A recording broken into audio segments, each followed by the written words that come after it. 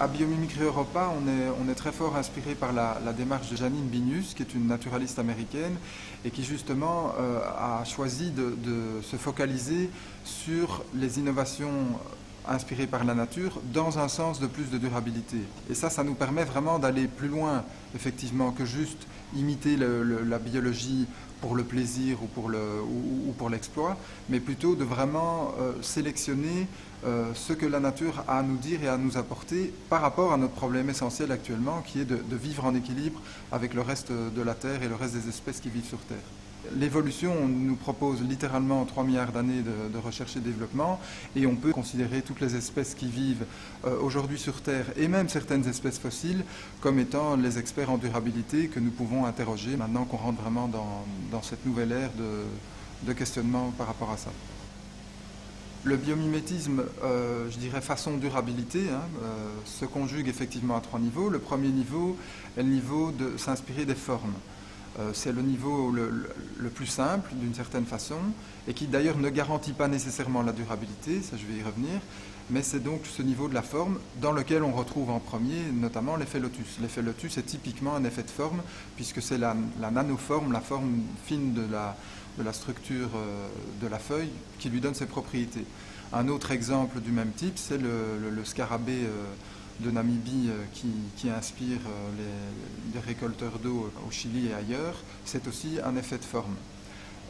Après ça, très rapidement, moi je souhaiterais qu'on aille à un second niveau, qui est le niveau des matériaux, parce que là, on va beaucoup plus loin au niveau de la durabilité. Et ça, c'est vraiment une prise de recul sur notre façon actuelle de construire nos matériaux, qui sont souvent tributaires de haute température, de haute pression et de solvants souvent toxiques, et non seulement toxiques, mais toxiques en plus avec une rémanence, donc avec un long temps de séjour dans les écosystèmes.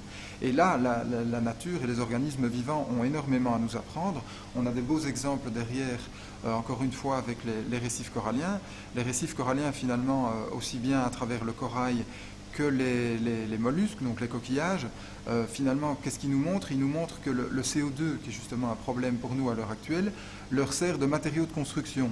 Alors que chez nous, le CO2, on émet énormément de CO2 pour produire du verre, de l'acier ou des ciments ou des briques.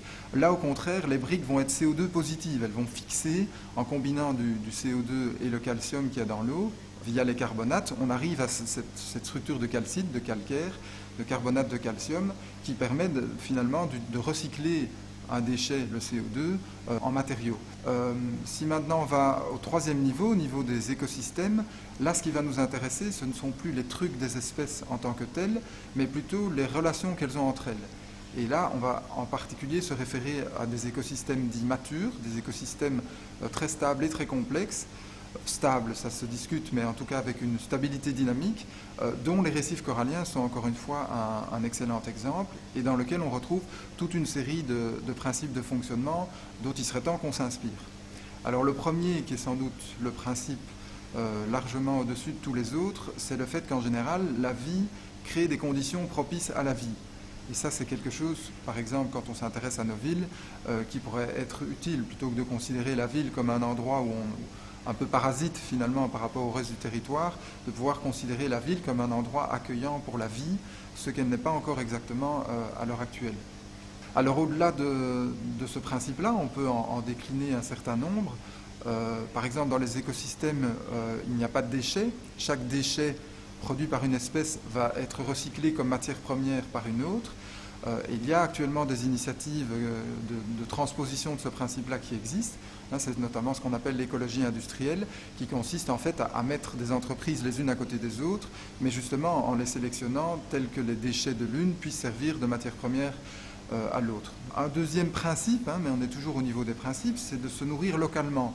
Dans le vivant, on se nourrit localement, on ne va pas chercher sa nourriture à 1500 km, et si éventuellement on le fait, comme les albatros, on ne le fait pas avec un moteur à combustion.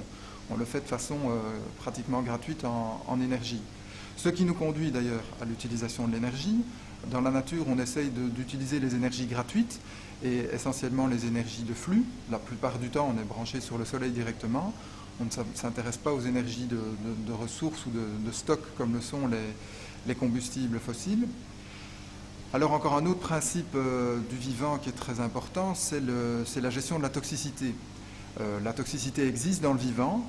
Il y a même des produits très toxiques dans le vivant, mais ils sont utilisés en très faible quantité et surtout ce sont des produits toxiques rapidement biodégradables, ce qui n'est pas le cas de bien de nos molécules toxiques fabriquées par l'homme.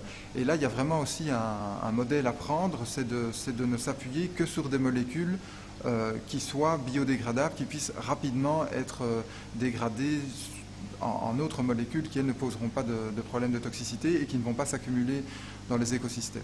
Donc voilà toute une série de leçons, il y en a d'autres, mais toute une série de leçons de fonctionnement que nous proposent les écosystèmes et qui, si on les étendait vraiment je dirais, à grande échelle, vont grandement nous faciliter aussi la transition vers une société post-carbone, comme on dit chez nous, en tout cas post-combustible fossile, qui arrive quand même très vite. On peut discuter de la date, mais dans les 150 à 200 ans, il va devenir d'abord beaucoup plus cher et ensuite quasiment impossible de s'appuyer sur les combustibles fossiles. Mais encore une fois, les écosystèmes pratiquent ça depuis 3 milliards d'années, il n'y a pas de raison que nous ne puissions pas le faire aussi.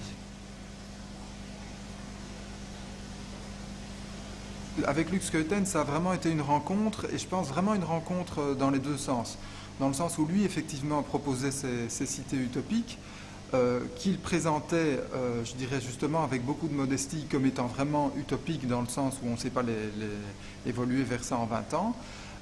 Et quand il a découvert le biomimétisme, quand on s'est rencontrés, il s'est dit, mais c'est fantastique, puisqu'en fait, un certain nombre de visions ou d'intuitions que j'ai eues trouve en fait déjà des bases, il y a déjà des bases de recherche et des pistes de recherche qui sont lancées, qui vont dans cette direction, qui n'ont pas nécessairement déjà produit ce que Luc propose, mais qui vont dans cette direction. Je pense notamment au niveau des matériaux, ce que lui appelait déjà les biotextiles ou les bioverres ou les biociments. Eh bien, il y a effectivement déjà des recherches qui vont dans ce sens-là, et ça c'est certainement ce qui a fasciné Luc. Alors de mon côté, par contre, il y a effectivement justement l'aspect d'utopie et l'aspect de futur positif.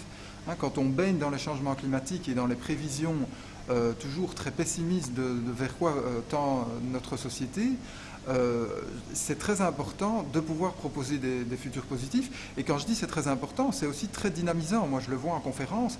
Chaque fois que je parle de biomimétisme et que je montre ce vers quoi l'on va, en m'appuyant d'ailleurs notamment sur les cités de Luc, eh bien, les yeux s'ouvrent et les yeux pétillent et ça met des énergies en mouvement beaucoup plus facilement que la peur. Donc c'est finalement s'appuyer sur des objets de création plutôt que sur des objets de peur. Et je pense que ça, c'est vraiment une chose très forte que la démarche de Luc apporte et qui fait qu'elle reçoit l'accueil qu'elle reçoit.